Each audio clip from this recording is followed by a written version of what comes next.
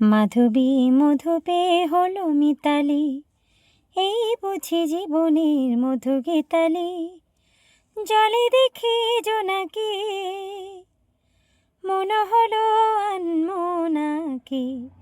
মাধবী মধু খেয়ে হলো মিতালি, এই বুঝি জীবনের মধু গীতালি। নমস্কার, আমি সঙ্গীতশিল্পী প্রাপ্তি মহাপাত্র।